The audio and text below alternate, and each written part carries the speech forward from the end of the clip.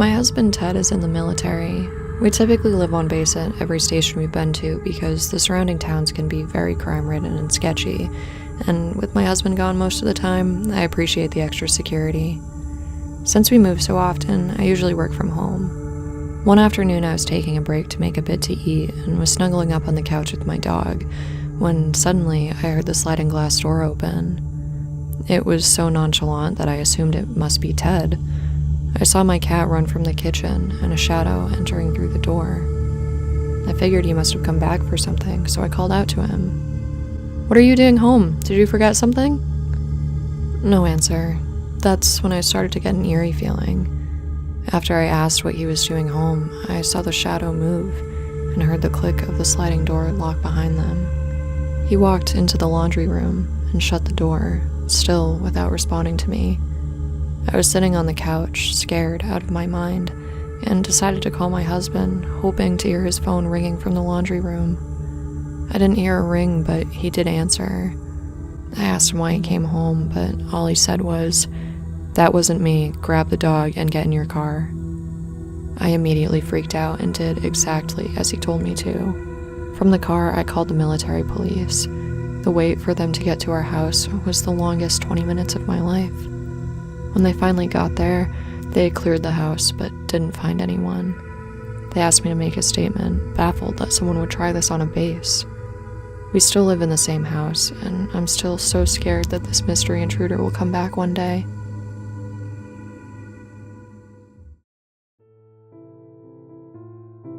When I was about 13, my parents and I moved to an old house. It was at least 90 years old, large, and in pretty good condition considering its age. My parents gave me the biggest room on the second floor, which was huge. They would occasionally leave me home alone for a few hours when I was this age. Whenever they were going shopping or going out on a date, I would just ask to stay home. I didn't mind being home alone because I like to think that I was responsible and trustworthy. It made me feel like I was a big kid. One night around 6 p.m., my parents told me that they were going out to run some errands. They were the type of people to spend hours out shopping for the best deals, and they used a lot of coupons on whatever they could. I didn't want to be involved in that process, so I decided not to go with them. I stayed in my room and watched TV for a while until around 8 when I got hungry and decided to make a snack. By this time, the house was very dark, so I grabbed my cell phone and used it as a light since the hallway didn't have any ceiling lights. This was before cell phones had built-in flashlights, so I just used the dim light from my screen until I made it to the kitchen. My parents had left the kitchen light on, so I just placed my phone on the counter. As I was walking to the pantry, I suddenly noticed a man hunched down in the corner by the back door. He was wearing black and red clothing and had long, greasy, unkempt hair. I couldn't see his face because his head was facing the wall. He was holding a huge knife, and he didn't notice that I had spotted him. I wanted to scream, but I used my hand to cover my mouth and slowly walked back upstairs, leaving my cell phone on the counter. I didn't want to risk him noticing me just to pick it back up. We didn't have any phones upstairs, so I just walked into my room, locked the door, and hid in the closet. I started crying silently and thinking of the worst. He was gonna find me and kill me. I just knew it. A few minutes later, I heard someone coming up the stairs. Heavy footsteps. I felt sick. I had never been so afraid in my life. I heard someone open the door to my parents' room, which was 2 rooms down the hall from mine. Just when I was thinking it would only be a matter of moments before he came and broke down my door, I heard police sirens outside and banging on our front door. I breathed a sigh of relief as I heard the man running back down the stairs quickly, trying to get out our back door. I heard our front door get pushed down, followed by the footsteps of 2 police officers searching the home. They quickly came to my room and let me know it was safe, so I opened the door. I found out later that our neighbors saw the man unlocking our back door with a key, and that he had a knife, so they called the police. My parents arrived just a few minutes later, and my mom immediately gave me a hug and started crying. Unfortunately, the man escaped before the police could get to him. I cried all night and couldn't get any sleep.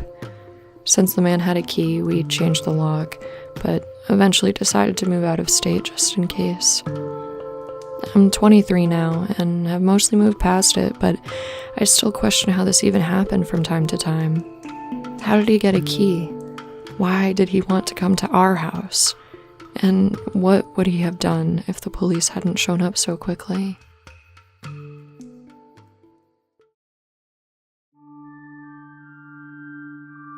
It was the middle of the summer, and my parents had left for the weekend to go to our house in Cape Cod.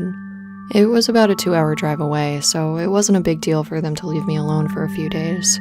My mom had put some leftover pulled pork and pasta in the fridge to eat, and I had some money if I wanted to order pizza, so I was pretty all set. The first night I was alone, I stayed up until 3 in the morning playing Xbox, so I ended up waking up really late the next day.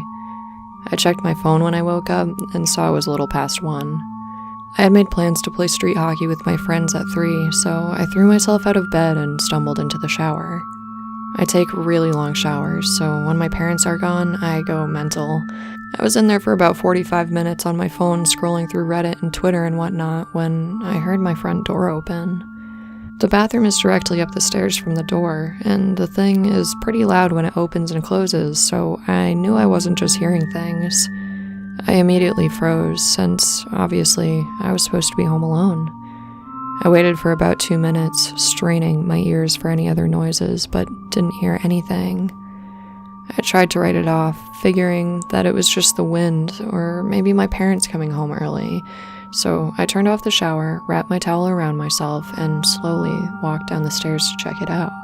The stairs to the kitchen where the door is are pretty tight and walled in, so I can't see into the kitchen on my way down. Even though my house is old as shit and each step on the stairs makes a super loud creak, I still took my time and tried to be as quiet as possible. I probably took a total of 45 seconds walking down all 12 of the stairs. When I got to the second to last stair, right before I could see around the corner into the kitchen, I took a breath to compose myself. I knew I was being stupid. Obviously, there wasn't anything in the kitchen. There's no way I wouldn't have heard another noise. Even if there were burglars or something in the house, there's no reason they would have stayed in the kitchen this whole time. After sort of mentally chastising myself for being such a wuss, I almost chuckled and just walked normally down the last 2 steps and turned the corner into the kitchen. Standing about 2 feet in front of me in the middle of my kitchen was a man, staring straight at me, perfectly still, with a massive smile across his face, just staring at me. The thing I remember most vividly, though, wasn't his face or his smile, but his arms. He held them in the most abnormal position I've ever seen. They were by his side where someone would normally hold their arms, but he had rotated them to the point where they were almost completely backwards, and was lifting them up slightly behind himself. I don't know why I remember this so much, but it was just the strangest, most demonic stance I've ever seen. I damn near had a heart attack right there. Looking back, I can clearly see how fucking creepy this situation was, but in the moment, all I could think to do was take a step towards him and punch him as hard as I could in the jaw, pushing him to the ground. The second I connected, I darted up the stairs, dropping my towel in the kitchen, with my heart beating out of control. I sprinted to my room and locked the door behind me. I quickly put a chair up against the doorknob like you see on TV, but I wasn't even sure if it would do anything to keep the intruder out. Without even thinking, I immediately called 911, nearly in tears, and told the operator about what happened. As I sat on the floor of my room, practically in the fetal position, staring at the door and praying for the cops to be there soon, I noticed the light coming from the gap under the door had stopped. The fucker was standing right outside my room. There are no words to describe the feeling I had. I was paralyzed in fear, watching the shadow across the bottom of the door shift slightly back and forth. I stayed balled up, staring at the gap, hoping the man would just go away for what felt like an hour. All the while, the 911 operator continued to ask if I was okay and if I was still on the line. I didn't want to make a noise, and even if I wanted to move my arm to bring the phone to my mouth, I don't think I would have been physically able to. Eventually, the light returned to the gap, and I heard the faintest footsteps slowly creaking across the floorboards as he walked down the hall. I was silent for a few minutes as I sat there, unable to speak or move. Finally, I heard banging on the front door and the sound of 2 officers entering the house. I finally felt safe, and when I opened the door to see the 2 of them standing there, I almost cried. My parents never leave me alone anymore, thank God, and I always check every lock in the house before I go to bed. I still get nightmares about this occasionally, and my heart always starts racing whenever I see someone standing still for too long. Even after working with sketch artists and looking at a few lineups, the police were never able to find who the fuck was in my house that day. It sends shivers down my spine every time I look outside, half expecting him to be standing across the street, smiling under a lamppost, perfectly still.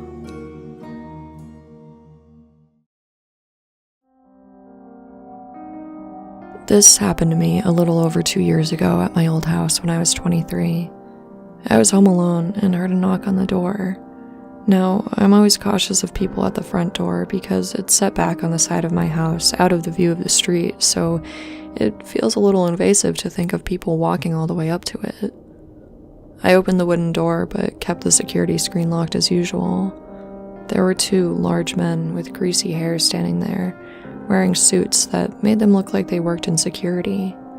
They didn't say anything at first, so I awkwardly greeted them.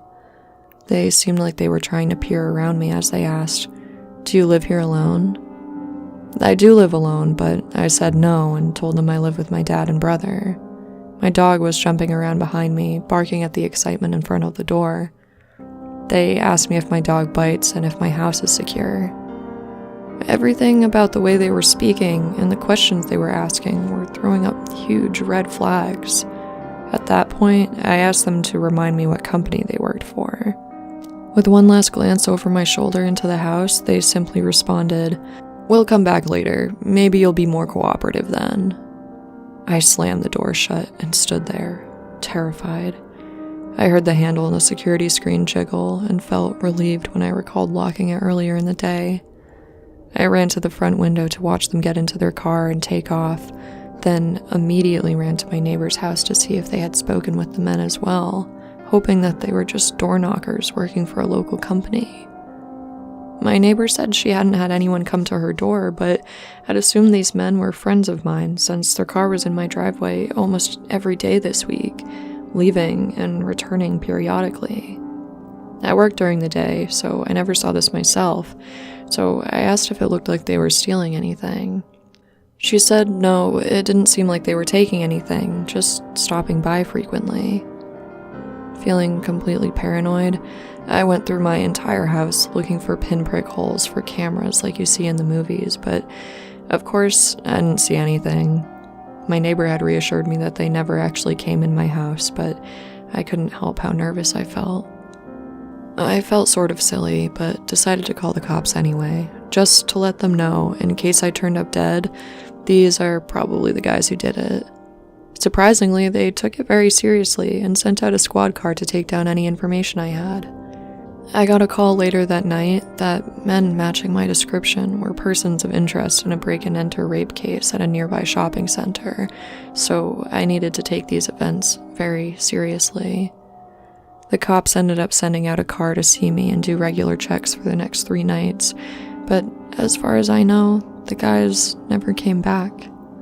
Unfortunately, I don't have some kind of dramatic ending, but I was lucky enough to not experience anything horrible from this ever again. This is still the reason I never opened my front door, not even for the police. I've had discussions with officers about various disturbances around the neighborhood, but I never opened my door to let them in. If I ever feel like I hear noises outside, I'll start pretending to talk to someone inside so that any potential intruders will think I have men in the house. I've never had another experience like this since then, but it makes me feel better to be cautious.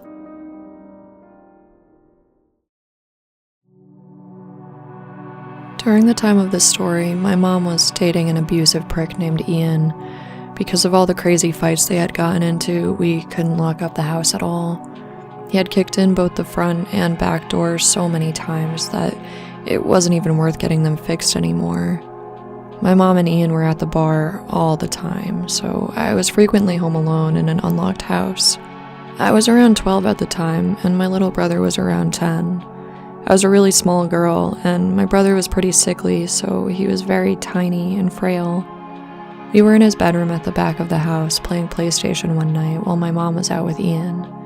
We were having a great time when we suddenly heard a weird noise around 1 a.m. I didn't want to creep out my brother, so I told him I wanted to get a drink and asked him to stay in the room while I went to go check it out.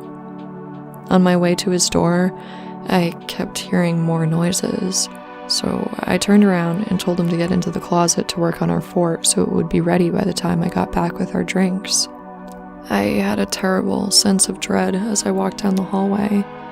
I could tell something wasn't right, and I was worried about my brother. He frightened easily and had really bad asthma attacks. We didn't have any inhalers or breathing treatment machines for him at the time. I knew that if he got too scared and started having an asthma attack, there was nothing I'd be able to do. I was tiptoeing down the hallway as quietly as possible when I heard a man. It sounded like he was growling. It was a deep, terrifying noise. The feeling that washed over me damn near made me puke, so I froze in fear. I didn't know anyone in the town, and I knew my mom was drunk as hell at the bar, so there was no reason for anyone to be in our house. I was trying to gather the courage to go check what was around the corner when I heard my brother's door open. He saw the look on my face and froze. I remember his eyes going so wide with fear as he heard the growling as well. I motioned for him to go back in the room, and luckily he listened. I finally peeked around the corner, and what I saw still freaks me out to this day. It was horrifying. There was a man, probably around 6.5 feet tall and 300 plus pounds, sitting on my couch with a wicked grin on his face. The grin and the look in his eyes will forever be burned in my head. By some stupid luck, the man didn't see me, so I slowly snuck back into my brother's room. I shut the door as silently as I could and started going over my options in my head. My brother was already horrified from the growling noise he had heard, so I was thankful he didn't see what was out there. I did my best to put on my brave big sister face and calmly told him that there was a man we didn't know on the couch and he needed to be very quiet and keep his breathing in check. My brother adored me and looked up to me a lot, so he really did try his best to be brave. The first thing I decided to do was try the window, but it wouldn't budge. It was completely stuck. Then I decided to look for a weapon. I knew my older brother kept his sword collection somewhere in the room, but as I started rummaging around trying to find them, I heard the man start to sing, "I know you're here." Fuck, my stomach knotted and the hair on the back of my neck raised as I broke out in a cold sweat. Then I heard it. My brother had started wheezing. I tried not to freak out and hugged him, reminding him about being brave and telling him to sit still and focus on his breathing. I frantically tried the window again, but it was stuck fast. I started wildly searching through the room when I finally came across my older brother's cell phone that he always forgot at home. Immediately, I called the police and told them what was going on, hysterical at that point. The dispatcher told me to remain on the phone so she could hear what was happening when the man started banging loudly on our bedroom door. We had only been on the phone for about 5 minutes by then, and I knew the police wouldn't be there anytime soon, so I could no longer remain calm. I completely lost it, screaming, the kind of screaming that would send chills down your spine if you heard it. Luckily, this was the only room with a working lock, so he wasn't able to get in right away. His banging got louder and louder, and he was screaming for us to let him in, when suddenly it went completely silent. After a moment, he did the creepiest, most terrifying thing he could have done in that moment. He started laughing. "You know I could bust this door down in about 2 seconds, right, little girl?" He then started lightly tapping on the door, asking me quietly to open it. I heard a scraping at the door, thinking he was scratching at it with his long fingernails. At that moment, I finally heard the police screaming for him to get on the ground and put his hands up. He put up a fight, and we could hear the scuffle from the other side of the door, followed by more yelling, and eventually, silence. After a few minutes, the police knocked on the door, but I was too hysterical to open it. Eventually, I calmed down enough for the female officer to convince me to come out. We burst out of my brother's room and ran to her, sobbing. It turns out the guy had been completely wasted and high on drugs. I remember the cops walking me up to him to ask if I knew him. I didn't, but I'll never forget the experience of standing in front of this huge man, looking into his bloodshot eyes, completely filled with hatred. I'll never forget the growling noise he had been making, or the look of pure horror in my little brother's eyes. My parents ended up getting investigated for leaving us alone like that in an unlocked house. My mom is a completely different person now. She stopped drinking and married a cop. Many years later, I asked her about this experience, and she told me something I didn't know at the time. The man had had a huge knife, which was what he had been scraping at the door with.